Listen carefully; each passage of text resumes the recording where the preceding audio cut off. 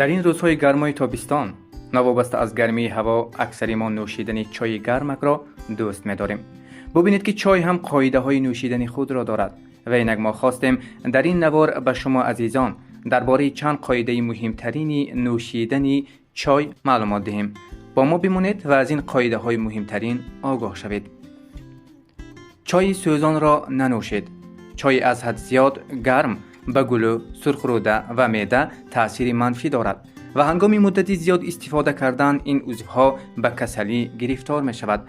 از روی تحقیقات ها استفاده دائمی چای حرارتش از 62 درجه بالا به بیماری های گوناگون معده آورده می رساند. بهتر است که در وقت نوشیدن حرارت چای از 52 درجه پایان باشد. با شکم خالی چای ننوشید. چای را هنگام گرسنگی نوشیدن ممکن نیست. مخصوصا چای سبز مجاز خنک دارد و به معده خالی وارد شده آن را سرد می‌گرداند. از قدیم چینی ها مصلحت می‌دادند که با شکم خالی چای ننوشید. ویتامین های در ترکیب چای بوده را کم نکنید. چای را از حد زیاد دم ندهید. اگر چای بسیار ایستد ترکیبش ویران شده طعم و مزه اش تغییر می‌یابد. تاثیر ویتامین های S, P و دیگر ماده های فایده آور که در برگ چای موجودند کم می‌گردد. همچنین آن در نتیجه بسیار ایستادن ممکن است به منبع پیدایش حشرات ضرررسان تبدیل یابد. به بالای شمع چای دم نکنید. در خاطر دارید که بعد دفعه سوم و چهارم بالای شمع کهنه چای دم کردن در برگ های چای ذره چیزی فایده آور باقی نمیماند. تجربه ها اثبات کردند که وقتی چای دم کنی اول آب جوشیده 50% ماده های فایده آوری چای را می‌جبد. دفعه دوم این نشان داد به 30% و دفعه سوم به 10% برابر می‌گردد. اگر نوبت چهارم و پنجم هم بالای شمع چای دم کنید خفی به ماده ضرر آور تبدیل یافتن و پیدا شدن حشرات به میان می آید. از این رو هیچگاه از بالای شمع چای دم نکنید. مشتریان عزیز، باز یکی از قاعده های مهمترین در نوشیدن چای آن است که چای را تنها پس از 20-30 دقیقه استعمال طعام باید بنوشید. چای را پیش از استعمال طعام ننوشید. آن در این وقت به عضوهای هاضمه انسان ضرر می‌رساند.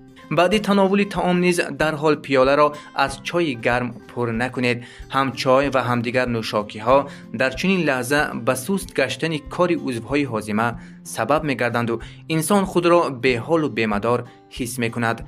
این مدعا است که اگر شما بعد خوراک خوری 20-30 دقیقه صبر کنید و پس آن چای نوشی را آغاز نمایید. دارو را هیچگاه با چای استعمال نکنید. در چنین حالت ماده های ترکیب چای با دارو آمیخته گردیده تاثیرناکی آن را تماما کم میکنند. با نظر داشته همین طبیبان چینی میگویند که چای دارو را نابود میسازد. قاعده دیگر این چای از روز گذشته مانده را ننوشید.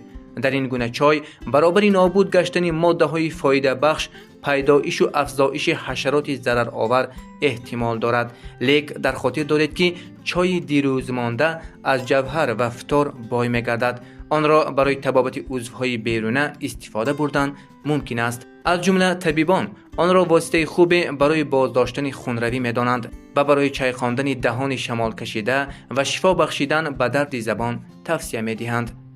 شنوندگان عزیز، مشتریان گروه صدای تاجیک، این بود چند مصلحت مهمترین قاعده ها درباره نوشیدن چای. حتما در وقت خستگی، در وقت تشنگی چای نوشید که مرهم جان است.